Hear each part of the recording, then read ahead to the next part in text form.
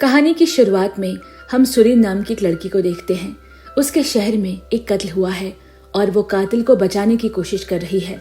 उसके हाथों में एक किताब है, मगर वो क्यों उस कातिल को बचाने की कोशिश कर रही है, इस बात का राज इसी किताब में लिखा हुआ है।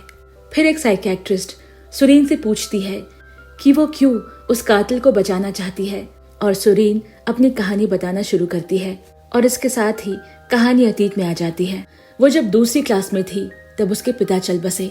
तब से वो अपनी माँ के साथ अकेली रहती है, मगर चौथी क्लास में जाते जाते उसकी माँ किसी और से शादी कर लेती है, जिसके बाद सुरीन अपनी माँ और सौतेले पिता के साथ रहने लगती है। मगर कुछ ही दिनों में उसकी माँ का भी इंतकाल हो गया और तब से वो अपने सौतेले पिता के साथ ही रहती है। क्लास 6 में पढ़ते पढ़ते उसके सौतेले पिता का तबादला एक आइलैंड में हो गया। उनके साथ साथ सुरीन भी यहाँ पर आ गई। उसके सौतेले पिता जॉन दरअसल एक कंस्ट्रक्शन वर्कर का काम करते हैं और फिलहाल एक सुरंग बनाने के प्रोजेक्ट पर काम कर रहे हैं। जॉन सौतेला पिता होने के बावजूद सुरीन को अपनी बेटी की नजर से देखता है और उसे बहुत प्यार करता है, मगर सुरीन के साथ ऐसा नहीं है। उसने कभी भी जॉन को अपने पिता के रूप में नहीं देखा, यहाँ तक कि वो उसके साथ रहना भी नहीं चाहती। इस नए शहर में उसका दाखिला एक नए स्कूल में हो जाता है, मगर यहाँ उसका कोई दोस्त नहीं, क्योंकि वो किसी से दोस्ती ही नहीं करना चाहती। एक दिन रास्ते में उसकी मुलाकात संग नाम के एक लड़के से हुई। वो सुरीन से पूछता है, क्या तुम यहाँ पर नहीं हो?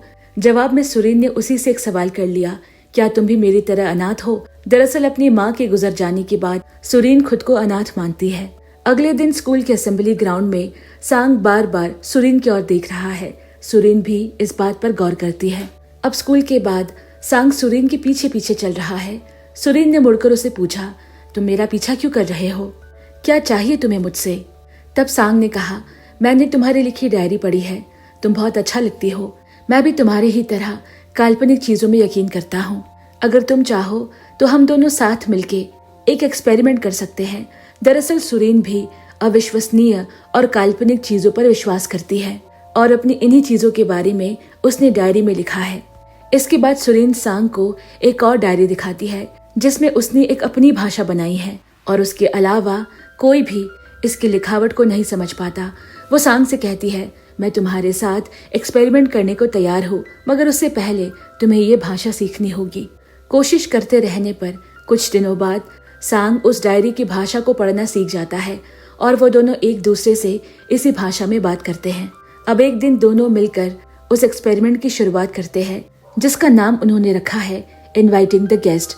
दरअसल इस एक्सपेरिमेंट के जरिए वो भूतों से बात करने की कोशिश कर रहे हैं। सुरीन सांग से कहती है, तुम्हें जो कुछ भी जानना है उसे एक कागज पे लिख दो, जब भूत आएगा तो तुम इसे पूछ सकते हो। इसके बाद दोनों ही अपनी भाषा में उस कागज पर कुछ लिखते हैं। सुरीन ने लिखा है कि वो अपनी माँ के बारे में जानना चाहती है, जबकि सांग ने कुछ जानने की बजाय उस कागज पर अपनी विश लिख दी है कि वो 6 फुट लंबा आदमी बनना चाहता है जिसके पास ढेर सारे पैसे हो। सांग की विश पढ़कर सुरीन हंसने लगती है। इतने दिनों में पहली बार कोई उसे हंसा पाया है। धीरे धीरे वो दोनों अच्छे दोस्त बन जाते हैं और ढेर सारा वक्त एक साथ बिताने लगते हैं। एक दिन वो खेलते खेलते जंगल के बीच एक खंडहर बने घर तक पहुंचे। सुरीन कहती है, मैंने सुना है कि इस घर के जरिए हम दूसरी दुनिया में जा सकते हैं। वहाँ सांग को एक मोम का टुकड़ा मिला जिस पर वो सुरीन की तस्वीर उकेरने लगता है। यहाँ पर वो सुरीन से कहता है कि वो भी उसी की तरह अनाथ है। सुरीन के अलावा उसका इस दुनिया में कोई भी नहीं। और फिर वो उसे उस मोम के टुकड़े में उकेरी सुरीन की तस्वीर दिखाता है, जो भले ही उतनी सुंदर ना बनी हो, मगर सुरीन को वो पसंद आती है और वो दोनों खिलखिला पड़ते हैं। इतने में घर के अंदर से कोई आवाज आती है। उन दोनों को समझ नहीं आ रहा कि ये आवाज कहाँ से आ रही है। देखने के लिए वो दोनों घर के अंदर जाते हैं। तभी सुरीन का जूता कहीं फंसने की वजह से फट जाता है और उसके हाथों से वो मोम का टुकड़ा फिसलकर एक गड्ढे में जा गिरा। ये देखकर वो उदास हो जाती है। सांग उस गड्ढे से उस मोम के टुकड़े को निकालने की बहुत कोशिश करता है, पर नाकाम रहता है और इस बीच उसके हाथ में चोट लग जाती है।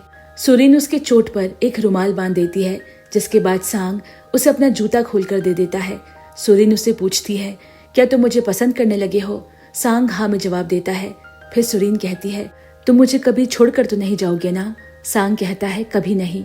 इसके बाद घर लौटकर सुरीन अपने डायरी में लिखती है, इतने दिनों से मैं अकेली थी, मगर अब मैं अकेली नहीं, मेरे साथ सांग है। वो मुझे हंसाता है, मेरे साथ समय गुजारता है और मेरी बहुत परवाह भी करता है। इसीलिए आज मैं बहुत खुश हूँ। ये लिखते हुए उसके चेहरे पर हल्की सी मुस्कान आ जाती है। कुछ दिनों बाद स्कूल के बाहर सुरिन सांग को उसके दोस्तों के साथ देखती है। वो लोग पास ही के किसी सुरंग में जाने की बात कर रहे हैं, क्योंकि उसके अंदर आज धमाका होने वाला है और वो लोग उसे ही देखने जा रहे हैं। ये वही सुरंग है जहाँ पर सुरीन के बाबा काम करते हैं। सुरीन भी उसे साथ ले जाने की जिद करती है, मगर सांग के दोस्त उसे अपने साथ नहीं लेना चाहते। तब सांग के बहुत कहने पर उसके दोस्त राजी हो गए और वो सभी वहाँ के लिए निकल पड़ते हैं। मगर उनमें से एक बहाना बनाकर वहाँ से चला आता है, क्योंकि उसे डर लग रहा था। अब वो चारों सुरंग के पास पहुंचकर आज होने वाले धमाके का इंतजार करने लगते हैं, मगर काफी समय बीत जाने पर भी कोई धमाका नहीं होता और इसीलिए वो सभी जंगल में घूमने चले आते हैं, जहाँ सांग और सुरीन को एक पेड़ के नीचे बहुत बड़ा गड्ढा नजर आता है। उनमें से तेशिक नाम का लड़का कहता है, हमें इस गड्ढे के अंदर जाना चाहिए, क्या पता यहाँ कोई खजाना छुपा हो। और फिर वो चारों एक एक करके उसके अंदर चले जाते हैं। गड्ढे के अंदर उन्हें एक झील मिलता है, जिसके पानी में कोई गोलाकार चीज चमक रही थी। सांग पानी में उतरकर उस गोलाकार अंडे जैसे दिखने वाली चीज को बाहर ले आता है, लेकिन तभी वहां पर भूकंप के झटके महसूस होते हैं और वो सभी डर कर वहां से बाहर निकल आते हैं और वो अपने साथ वो अंडा भी ले आते हैं। मगर अब किसी को समझ नहीं आ रहा कि उस अंडे के साथ क्या करना है। तब उनमें से वही बच्चा तेसिक कहता है, ये दरअसल एक जादुई अंडा है। मेरे दादाजी जब जिंदा हुआ करते थे तो इसकी कहानी सुनाया करते थे। उन्होंने मुझे बताया था कि पूर्णिमा की रात में एक खास तरह का चमकदार अंडा निकलता है। अगर कोई इसे बाहर ले आए, वो अंडा उस इंसान का समय चुरा लेता है। तभी सुरीन को ख्याल आता है कि उसके बालों में उसका क्लिप नहीं है, यानी कि वो अफरा तफरी में बाहर निकलते वक्त वहीं अंदर छूट गया और वो उस क्लिप को लाने के लिए एक बार फिर गड्ढे के अंदर जाती है, क्योंकि वो उसकी माँ की निशानी है। और यहाँ बाहर सांग और उसके दोनों दोस्त सुरीन का इंतजार कर रहे हैं। वहाँ अंदर सुरीन को जैसे ही उसका क्लिप मिलता है, वो देखती है कि पानी के अंदर एक और वैसा ही चमकदार अंडा है। इतने में वहाँ फिर से भूकंप आता है। वो भूकंप दरअसल सुरंग में हो रहे धमाकों की वजह से हो रहे हैं। सुरीन जल्दी से वहाँ से बाहर निकल आती है, मगर बाहर निकलकर उसे कोई नजर नहीं आता। इसके बाद उसकी नजर जमीन पर टूटे हुए अंडे पर पड़ती है। सुरीन अपने दोस्तों को ढूंढने की बहुत कोशिश करती है, मगर वो उसे कहीं नहीं मिलते। वो पूरी रात बैठकर सांग का इंतजार करती रही। अगले दिन खोए हुए बच्चों के माता पिता उन्हें ढूंढने के लिए स्थानीय पुलिस की मदद लेते हैं और पुलिस के साथ साथ शहर के सभी लोग बच्चों को जंगल में ढूंढने लगते हैं। उन्हें मालूम पड़ जाता है कि वो बच्चे दरअसल सुरंग में होने वाले धमाकों को देखने के लिए यहाँ पर आए थे। बहुत ढूंढने के बाद उन्हें सुरीन तो मिल जाती है, मगर बाकी बच्चों का अभी तक कोई अता पता नहीं। और अगले दिन उन्हें उन चारों बच्चों में से एक की लाश मिलती है। फिर एक दिन हम सुरीन को अपने घर पर अकेला बैठा हुआ देखते हैं। उसे ऐसा लगा कि कोई उसका पीछा कर रहा है और उसे कुछ अजीब सी आवाजें सुनाई देने लगी, जो उसके घर के पिछले दरवाजे से आ रही है। सुरीन जब घर के पिछले हिस्से पर आई, उसने किसी आदमी को जंगल की ओर भागते हुए देखा और सुरीन उसका पीछा करने लगती है, क्योंकि उसे लग रहा था जैसे सांग वापस आ गया हो। और जब वो उसका पीछा करते हुए उसके बिल्कुल पास पहुंच गई, तो उसने देखा कि वो सांग नहीं बल्कि 20 साल का कोई लड़का है। वो लड़का उसके पास आकर उसे नाम से पुकारता है। सुरीन देखती है कि उस लड़के की आंखों में आंसू है, मगर वो उसे नहीं पहचानती। इसीलिए वो खुद को उसे छुड़ाकर भागने की कोशिश करती है और वो लड़का उसे पकड़कर कहता है, मुझसे डरो मत, मुझे घबराने की जरूरत नहीं है, मैं तुम्हारा सांग हूँ। मगर सुरीन को लगता है कि वो झूठ बोल रहा है और जैसे तैसे खुद को छुड़ाकर वहां से भाग जाती है। और रास्ते में भागते हुए वो अपने बाबा की गाड़ी से टकरा जाती है और रोते हुए सुरीन उनसे कहती है कि कोई लड़का मेरा पीछा कर रहा है। सुरीन के बाबा जॉन जल्दी से पुलिस बुला लेते हैं। जंगल में काफी तलाश करने के बाद उनके हाथ एक डायरी लगती है। ये वही डायरी थी जिसके जरिए सांग और सुरीन अपनी भाषा में एक दूसरे से बातें किया करते थे। पुलिस को लगा कि ये सुरीन की डायरी है और वो उसे वापस कर देते हैं। सुरीन उस डायरी को लेकर घर आ जाती है और उसके पन्ने पलटते हुए वो देखती है कि सांग ने उस दिन की सारी घटना वहां पर लिखी हुई है और वो उसे पढ़ना शुरू करती है। सांग ने लिखा है, जिस दिन तुम अपना क्लिप लेने के लिए उस गड्ढे के अंदर दोबारा चली गई थी, उस दिन हमारे साथ कुछ अद्भुत हुआ। हम जो चमकदार अंडा बाहर निकाल लाए थे वो अचानक हिलने लगता है। हम सभी को लगने लगा कि उसके अंदर कुछ जरूर है, लेकिन उसे तोड़ने से पहले मैं तुम्हारे बाहर आने का इंतजार कर रहा था। इतने में बाकी लड़कों ने मुझे तुम्हारा नाम लेकर चढ़ाना शुरू कर दिया कि हम दोनों बॉयफ्रेंड गर्लफ्रेंड है, और उन्हें झूठा साबित करने के लिए मैंने वो अंडा जमीन पर फोड़ दिया, लेकिन उसके अंदर से कुछ भी नहीं निकलता। और फिर जब हमने आसमान की तरफ देखा तो सारे पंछी रुके हुए थे, मानो किसी ने उनकी तस्वीर आसमान में टांग दी हो। फिर मैं दौड़कर तुम्हारे पास अंदर गया, लेकिन तुम भी रुकी हुई थी। सिर्फ तुम ही नहीं, पूरा का पूरा शहर रुका हुआ था। वक्त मानो बर्फ की तरह जम गया हो। इस धरती पर हर एक चीज रुक गई थी। शुरू में तो हमें बहुत मजा आ रहा था। हम जो चाहे वो कर सकते थे, कोई रोकने टोकने वाला नहीं था। हम जहाँ मर्जी जाते, जो मन में आए करते, मानो पूरी की पूरी दुनिया हमारी मुट्ठी में हो। लेकिन ऐसे बहुत दिन गुजर जाने के बाद भी जब कुछ भी नहीं बदला, हमें कुछ समझ नहीं आ रहा था। हम परेशान होने लगे, लेकिन हम में से सबसे ज्यादा घबराया हुआ था जिबुक। उसे दमा की बीमारी थी। हद से ज्यादा घबरा जाने की वजह से उसकी सांसें फूलने लगती है और वो उसी वक्त दम तोड़ देता है। मरने के साथ साथ वो भी बाकी दुनिया की तरह जम गया। उसकी लाश को लेकर हम नदी किनारे आते हैं।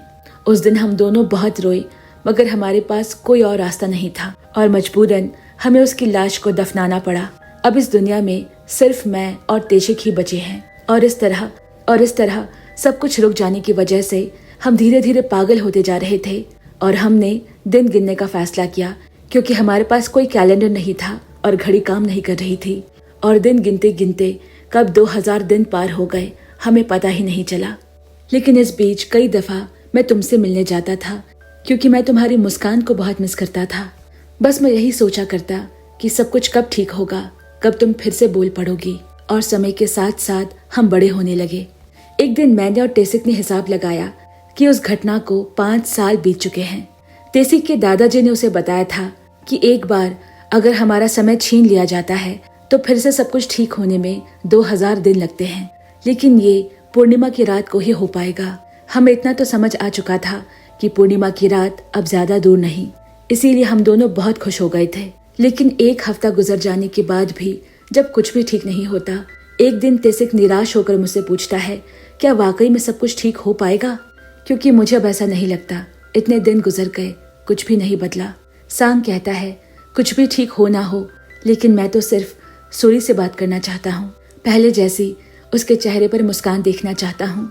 उस दिन टेसिक इतना निराश था कि बिना बताए ही कहीं चला गया। इधर अकेला सांग पागल हुआ जा रहा था। अकेलेपन की वजह से उसके दिमाग पर भी उसके जज्बात हावी होने लगते हैं कि वाकई में अब कुछ नहीं बदलेगा। और उस दिन वो इतना रोता है कि रोते रोते बेहोश हो गया। मगर जब उसकी आंख खुली तो उसने आसमान में पूर्णिमा का चांद देखा। उस दिन उसका भरोसा वापस से जाग गया कि सब कुछ ठीक हो जाएगा। ये बात वो टेसिक को बताना चाहता था, मगर बहुत ढूंढने के बाद भी वो उसे कहीं नहीं मिला। अब सांग पूरे शहर में टेसिक को ढूंढने लगता है, मगर वो उसे कहीं नहीं मिलता। और फिर एक दिन उसने समंदर किनारे टेसिक के कपड़े देखे और समंदर के पानी पर नजर पड़ते ही वो समझ गया कि टेसिक ने आत्महत्या कर ली है। आज तक टेसिक उसके साथ था, मगर अब सांग को यह अकेलापन अकेले ही काटना होगा। सांग भी अंदर से इतना टूट चुका था कि वो भी पानी में कूदकर अपनी जान लेने की कोशिश करता है, मगर जब उसे होश आया तो खुद को समंदर किनारे पड़ा हुआ पाता है। यानी कि समंदर की लहरों ने ढकेलते हुए उसे यहाँ तक पहुँचा दिया है। इसका मतलब ये भी होता है कि दुनिया फिर से गतिमान हो गई है। वो जल्दी से शहर का रुख करता है, जहाँ वो देखता है कि सब कुछ पहले जैसा हो गया है। लोग बातें कर रहे हैं, सड़कों पर गाड़ियां दौड़ रही है। ये देखकर सांग की खुशी का ठिकाना नहीं रहता। समय ने फिर से वहीं से चलना शुरू किया जहाँ पर वो रुका था। लेकिन अब सांग को अलग किस्म का डर सता रहा है, क्योंकि बीते 5 सालों में जब दुनिया थमी हुई थी वो तो बड़ा हो चुका है। अब उसका क्या होगा? उसे तो अब कोई पहचान नहीं पाएगा। वो कहाँ जाएगा? ये सब सोचकर वो घबराने लगता है और इसीलिए वो तय करता है कि वो उसी पुराने खंडहर बने घर पर रहेगा जहाँ पर एक बार वो सुरीन के साथ गया था, ताकि कोई कभी उसे ढूंढ ना पाए। सुरीन ये सारी बातें उस डायरी में से पढ़ रही है और उसे इस बात का यकीन हो जाता है कि वो लड़का और कोई नहीं बल्कि सांग ही है। और वो उसे मिलने के लिए तभी घर से निकल पड़ती है। अब वो जंगल के बीच उस घर के सामने खड़ी है। जब उसने अंदर कदम रखे तो सामने दीवार पर उसकी एक खूबसूरत सी तस्वीर उकेरी हुई है और फिर उसकी नजर सांग पर पड़ती है। वो दोनों ही एक दूसरे को देखकर रोने लगते हैं। सुरीन उसे माफी मांगती है क्योंकि वो उसे पहचान नहीं पाई। उस दिन के बाद से सुरीन हर रोज उससे मिलने जाया करती। इस तरह कई दिन गुजर जाते हैं। यहाँ पुलिस अब भी सांग और उसके दोस्तों को ढूंढने में लगी हुई है। अगले दिन सुरीन सांग के बेस्ट फ्रेंड जीन के पास जाती है और उसे सब कुछ खुलकर बताती है। यहाँ तक कि वो उस अनाथालय में भी गई जहाँ पर सांग रहा करता था और वहाँ के केयरटेकर को भी वो सारी बातें बताती है। सुरीन अपने बाबा से भी ये सारी बातें कहती है, लेकिन उनमें से कोई भी उसकी बातों पर विश्वास नहीं करता। उन सभी को लग रहा है कि सुरीन पागल हो गई है, उसे साइकियाट्रिस्ट दिखाने की जरूरत है। उसके बाबा सुरीन का मोबाइल फोन लेकर उसे एक कमरे में बंद करके काम पर चले जाते हैं, क्योंकि उन्हें डर है कि सुरीन कहीं चली ना जाए। और जब वो उसका मोबाइल फोन चेक करते हैं, उसमें उन्हें एक लड़की की तस्वीर मिलती है। उन्हें लगता है कि कोई सुरी को बहला फुसला कर फंसाने की कोशिश कर रहा है और वो जल्दी से गाड़ी घर की तरफ मोड़ लेते हैं। और उधर सुरी के ना आने पर सांग उसके घर तक पहुंच जाता है और दरवाजा तोड़कर अंदर घुस जाता है। सुरी उसे देखते ही पकड़कर रोने लगती है। वो रोते हुए सांग से कहती है, मैंने सबको सच बताने की कोशिश की मगर किसी ने मेरा विश्वास नहीं किया। तुम मुझे अपने साथ कहीं दूर ले चलो, मैं सिर्फ तुम्हारे साथ रहना चाहती हूँ। पहले तो सांग उसकी बात पर राजी नहीं होता क्योंकि सुरीन अभी बहुत छोटी है और वो उम्र में काफी बड़ा हो गया है, मगर सुरीन उसे छोड़ने को तैयार ही नहीं होती। वो सांग को उसका वादा याद दिलाती है। उसने कहा था कि वो उसे कभी छोड़कर नहीं जाएगा, तो वो आज अपना वादा कैसे तोड़ सकता है। और फिर वो दोनों यहाँ से एक साथ भागने का प्लान बनाते हैं, लेकिन सही वक्त पर सुरीन के बाबा वहाँ पहुँच गए। वो सांग के सर पर वार करते हैं और सुरीन को जबरदस्ती वहाँ से ले जाने की कोशिश करते हैं, लेकिन सुरीन किसी भी तरह से उनके साथ नहीं जाना चाहती। ये देखकर सांग सुरीन के पिता के सर पर वार करके उन्हें बेहोश कर देता है। और जब वो दोनों एयरपोर्ट पहुंचे तो उन्हें मालूम चलता है कि उसके बाबा ने पुलिस में केस दर्ज कर दिया है और अब पुलिस उन्हें शहर में हर तरफ ढूंढ रही है। वो दोनों वहां से भागने लगते हैं, मगर भागते हुए पुलिस की नजर उन पर पड़ जाती है और वो उनका पीछा करने लगते हैं। थोड़ी दूर पहुंचकर सुरीन सांग से कहती है, तुम यहाँ से भागकर जंगल के उस घर में चले जाओ और वहीं मेरा इंतजार करना।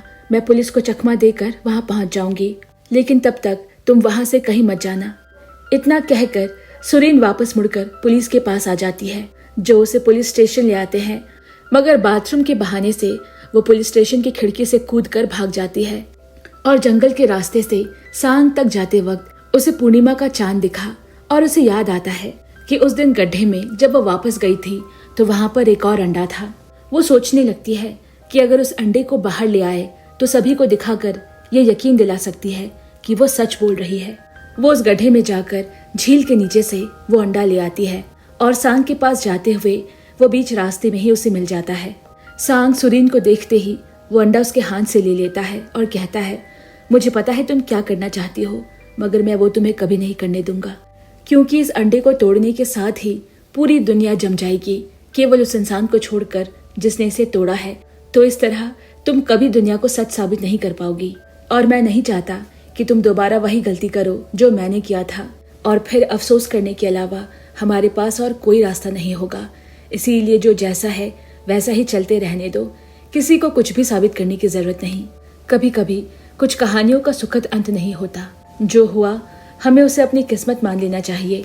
मेरे साथ जो होना था वो तो हो चुका, मगर अभी तुम्हारे पास पूरी जिंदगी बाकी है। अभी तुम्हारी खेलने कूदने की, पढ़ने लिखने की उम्र है। मैं चाहता हूँ कि तुम पढ़ लिख कर एक सफल व्यक्ति बनो और खूब नाम कमाओ। मैं तुम्हें दूर से ही देखा करूंगा। लेकिन इतने में सुरीन के बाबा पुलिस को लेकर वहां पर पहुंच जाते हैं। सांग भागने की कोशिश करता है, मगर पुलिस उन्हें चारों तरफ से घेर लेती है और वो सांग को एक किडनैपर समझकर उसे सरेंडर करने के लिए कहते हैं। यहाँ सुरी रो रो कर सबको समझाने की कोशिश कर रही है कि उनकी बातों का विश्वास करे। वो झूठ नहीं बोल रहे, मगर किसी को उनकी बातों पर विश्वास नहीं। और इतने में सुरीन के बाबा सांग पर हमला कर देते हैं, लेकिन गलती से सुरीन को धक्का लग जाने की वजह से वो पहाड़ी से गिरने ही वाली थी कि पुलिस ऑफिसर उसका हाथ पकड़ लेते हैं। उधर सांग भी सुरीन को बचाने की कोशिश करता है, मगर वो उस तक पहुंच नहीं पाता। और इतने में उस पुलिस ऑफिसर का हाथ फिसलने की वजह से वो सूरी के साथ नीचे खाई में गिरने लगते हैं। सूरी को बचाने के लिए सांग और कोई दूसरा रास्ता न पाकर उस अंडे को तोड़ देता है और एक बार फिर से पूरी दुनिया का समय रुक जाता है। सांग सूरी और उस पुलिस ऑफिसर की जान बचाने में कामयाब होता है। फिर और 5 साल बाद जब दुनिया फिर से गतिमान होती है, सुरीन को होश आता है और वो उस पुलिस ऑफिसर के साथ खुद को समंदर किनारे पाती है। वो समझ जाती है कि सांग ने जरूर उस अंडे को तोड़ दिया होगा, इसीलिए वो खाई से गिरने के बाद भी मरे नहीं। इसके बाद हम उसी पुलिस ऑफिसर के साथ सुरीन को पुलिस स्टेशन में बैठा हुआ पाते हैं। उसे भी अब सुरीन की बातों में यकीन आ चुका है, क्योंकि उस पहाड़ी की चोटी से गिरने के बाद उनका बचना नामुमकिन था, मगर सांग ने किसी तरह उन्हें बचाया है। लेकिन ये दुनिया उनकी बातों पर कभी यकीन नहीं करेगी। और वैसे भी सांग तो अब जा चुका है, तो फिर दुनिया वालों के सामने कुछ भी साबित करने का क्या फायदा। इसीलिए सही यही होगा कि तुम लोगों से ये कह दो कि सांग एक किडनैपर है और उसने जबरदस्ती तुमसे ये सारी चीजें बुलवाई है। यही कहना तुम्हारे लिए सही होगा। और सुरीन भी उसकी बातों पर राजी हो जाती है। अगले दृश्य में हम उसी साइकियाट्रिस्ट को देखते हैं जो सुरीन की जुबानी उसकी पूरी आपबीती सुन रही थी। वो यहाँ सुरीन से पूछती है, क्या सांग तुमसे मिलने फिर कभी वापस आया? सुरीन ने जवाब में कहा, वो कभी आया तो नहीं, लेकिन मुझे पूरा विश्वास है कि वो जरूर मेरे कहीं आसपास ही होगा। इसके बाद वो सुरीन से कहती है, तुम्हें एक बात बताऊं, मैं साइकियाट्रिस्ट होने के साथ साथ एक लेखिका भी हूँ, और अगर तुम मुझे अनुमति दो तो मैं तुम्हारी कहानी पर एक किताब लिखना चाहती हूँ जिसका नाम होगा वैनिशिंग टाइम। सुरीन उसे एक कागज का टुकड़ा देती है और उससे दरख्वास्त करती है, जब भी आप कहानी लिखे तो उसमें इस कागज के टुकड़े को जरूर छाप दीजिएगा। दरअसल उस कागज पर सुरीन ने सांग के लिए एक संदेश छोड़ा है जिसे और कोई नहीं पढ़ सकता, क्योंकि वो उन दोनों की भाषा में लिखा हुआ है। इस घटना को साल भर बीत जाते हैं। सुरीन अपने बाबा के साथ किसी और शहर में रहने जा रही है। एक दिन वो साइकियाट्रिस्ट उसे मिलने आती है और उन्हीं की कहानी पर लिखी किताब उसे थमाती है। सुरीन वो किताब देखकर बहुत खुश होती है। अपने सफर पर रवाना होकर वो जहाज के एक कोने पर जाकर उस किताब को ध्यान से देखने लगती है, जिसके आखिरी पन्ने में उसका वो कागज छपा हुआ है जिस पे सुरीन ने सांग के लिए लिखा है, मुझे मालूम है तुम मेरे आसपास ही हो। तुम जब से मेरी जिंदगी में आए हो मैंने फिर से हंसना सीखा है। तुमने मुझसे वादा किया था ना कि कभी मुझे अकेला छोड़कर नहीं जाओगे, तो फिर क्यों चले गए? तुम जिस भी रूप में क्यों ना हो, मैं हमेशा तुमसे प्यार करती रहूंगी। अगर कभी तुम्हें एक किताब मिले और तुम इस पन्ने को पढ़ सको तो मेरे पास लौट आना, मुझे हमेशा तुम्हारा इंतजार रहेगा। दूर किनारों को देखते हुए सुरीन सांग को बहुत याद करती है, मगर उसे मालूम है कि शायद अब वो कभी नहीं लौटेगा। ऐसे में अचानक उसे लगा कि किसी ने उसका नाम पुकारा है। वो जहाज के ऊपर वाले हिस्से में गई जहाँ एक आदमी खड़ा है। वो और कोई नहीं बल्कि उसका सांग है। उसे देखते ही सुरीन की आंखें छलक उठी, मगर उसके चेहरे पर उससे दोबारा मिल पाने की सुकून भरी मुस्कान है। और इसके साथ ही ये फिल्म की कहानी यहीं पर खत्म होती है।